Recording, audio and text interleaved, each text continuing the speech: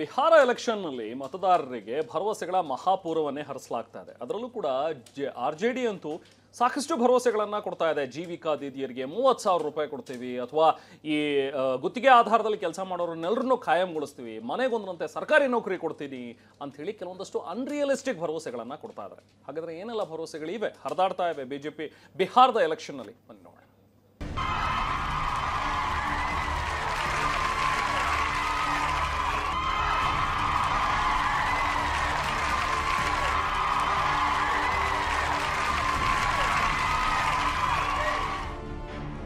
ಬಿಹಾರ ಚುನಾವಣೆಯನ್ನ ರಾಷ್ಟ್ರ ರಾಜಕಾರಣದ ದಿಕ್ಸೂಚಿಯಂತಾನೆ ಕರೆಯಲಾಗುತ್ತೆ.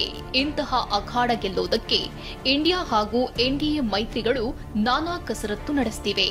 ಗೆಲ್ಲಲೇಬೇಕು ಅಂತ ಪಣತೊಟ್ಟಿರೋ ಆರ್ಜೆಡಿ ನಾಯಕ ತೇಜಸ್ವಿ ಯಾದವ್ ಭರಪೂರದ ಭರವಸೆಗಳನ್ನೇ ಘೋಷಿಸಿದ್ದಾರೆ.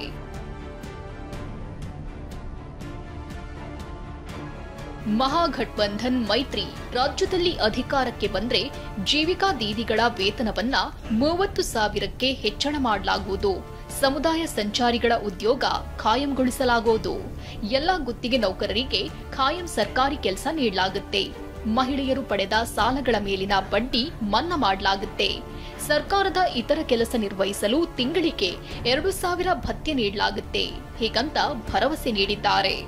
इस प्रदेश में कार्यरत सभी संविदा कर्मियों को स्थायी किया जाएगा. सरकारी कर्मी का दर्जा हम लोग दिलाने का काम करेंगे. ಆದರೆ ಬಿಜೆಪಿ ನಾಯಕರು ಕನಸು ತೋರಿಸುತ್ತಿದ್ದಾರೆ ಅಂತ ಟೀಕಿಸಿದ್ದಾರೆ.